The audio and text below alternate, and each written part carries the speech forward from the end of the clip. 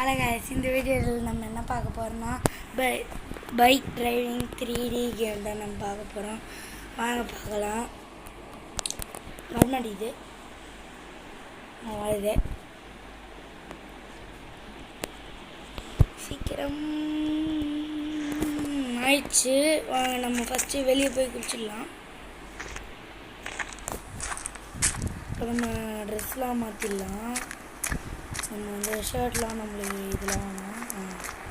வந்து டவுசர் மாற்றணும், கேப்டன் மாற்றணும். அப்படியே ஃபோனை தூளில் வச்சுட்டு அப்படியே குதிக்கணும்.